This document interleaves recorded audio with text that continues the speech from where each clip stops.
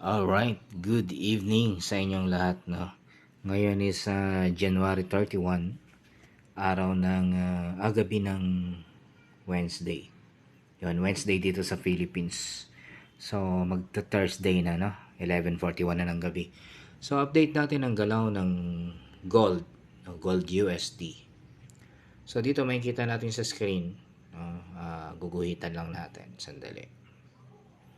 Okay, ayan. So, mapapansin natin ang gold. Galing dito sa area na to. Nag-create siya ng lower high. Ayan, di ba? Lower high. Tapos, binalikan niya yung baba na yon. Nag-retest siya ulit dun sa previous low. And then, umakyat ulit ngayon. Ayan. Umakyat siya ulit para i-retest yung previous niya na lower high. Kapag ang gold nag-fail na mag-break sa taas ng price na to, dito sa area na to, nag-fail siya dyan, ang chance niyan is pwede siyang bumaba ulit to break this previous area, itong area na to. No? I-break niya yan, pababa, at next target niya dito na. No? So, mangyayari ganito. Okay? Delete natin ito mga to.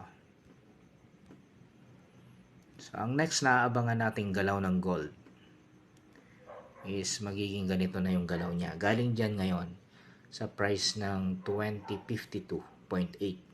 Kapag nag-fail siya dyan na umakyat, higher than that. No, ito para sa mga sa bias ng seller.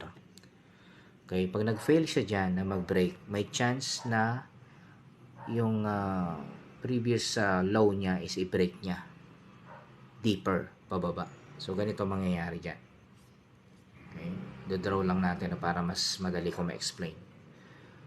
So, galing dito, pag nag-fail siya dyan, posibleng bumaba siya to break this area.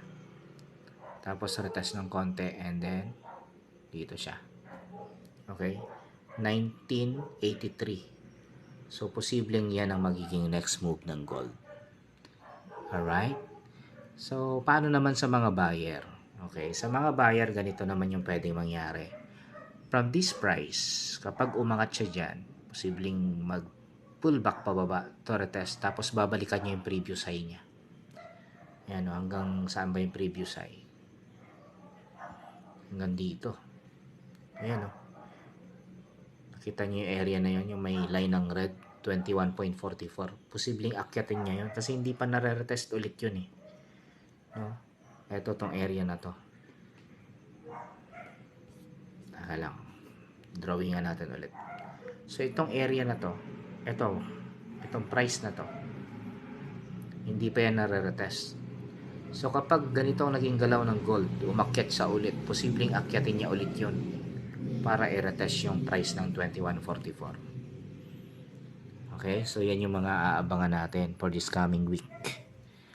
Alright, so thank you so much for watching this analysis. And once again, this is EarnFX.